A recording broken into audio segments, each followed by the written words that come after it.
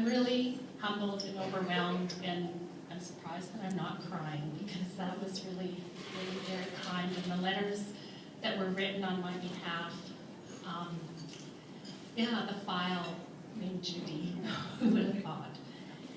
So special thanks to Lynn and Francie, who wrote letters and who wrote my nomination, and also everyone else who wrote letters supporting my nomination. And thanks to ACSLPA for selecting me for this honor. It really is the honor of a lifetime. As I think back about my career, and yeah, it's a lot of that stuff I can't remember, I think about a saying by Confucius: choose a job you love, and you'll never have to work a day in your life.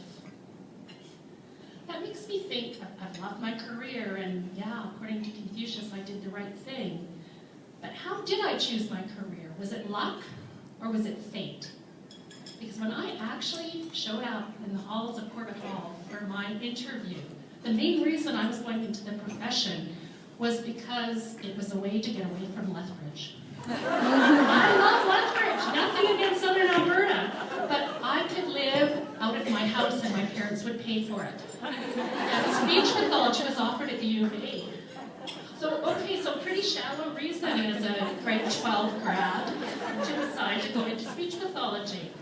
So I tend to think that there was a bit of luck and a bit of fate in there. Over the years, some more, is it fate or is it luck? That I was fortunate to have amazing people and opportunities throughout my career. I have incredible mentors who have believed in me from the very beginnings of my career. I think of Linda Micus, who is here today, who was my first boss at the Glenrose, and Mike Webster, who I worked so closely with, and he had a very different style of management that helped me to be who I am today with his sense of humor and wit. And I'm sad to announce that Mike passed away last week. Over the years, I've continued to be mentored and inspired by families, by the kids, by my colleagues, and by my students. Yeah, they mentor me, they teach me every day.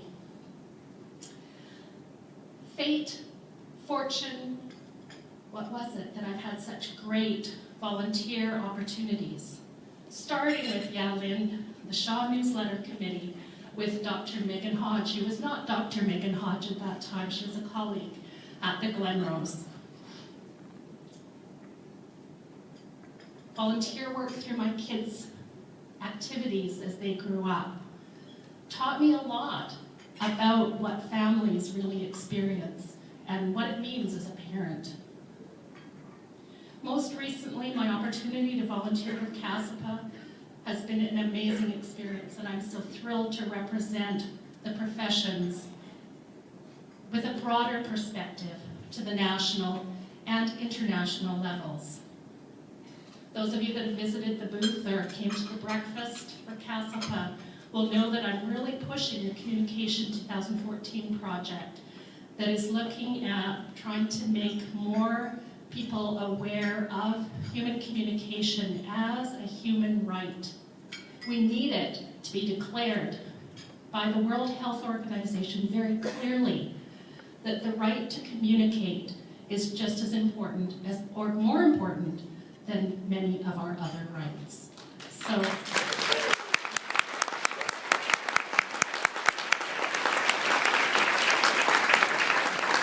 whether you're a CASLPA member, whether you're an SLP, whether you're an audiologist, no matter who you are, I want you to promote the signing of that petition. The more names we have, the more power or position we will have in presenting our position to the World Health Organization. Curse, fate, what was it? There's a Chinese curse, may you live in interesting times. These have been interesting times. 1977, I was at the Glenrose. Outpatient program ended, and I moved to Edmonton Board of Health because that's where the services were going. Then, 1989, services to schools largely came over, the mandate came to health. I was there. 1990s, we became Capital Health. My position was eliminated, and I went on a bit of a, am I really going to be a speech pathologist for the rest of my life trip? I came back. Alberta Health Services, change, change, change, constant change. And fortunately, I'm resilient, and I think I'm a little bit attention deficit. Okay, a whole lot attention deficit. The changes have forced us to ask tough questions and to be creative and collaborative. I actually feel fortunate to have so many amazing opportunities to be involved with so many incredible interdisciplinary teams that have been willing to challenge the threats that change has brought, seeking creative solutions and seizing those opportunities to truly make a difference in the lives of our clients, families, and communities. So whether it's been fate or fortune, I do feel blessed to have had such a rich and inspiring career. I hope that my work has made a positive impact on the lives of clients, families, communities, students, colleagues, and friends. In closing, thanks to all of you who have supported me throughout my career, even when I've challenged you. I truly couldn't have accomplished what I've managed to do over the years without the support of my colleagues, friends, and family. Especially my husband and soulmate, Chris, who's always been there to support me physically, mentally, emotionally, and spiritually.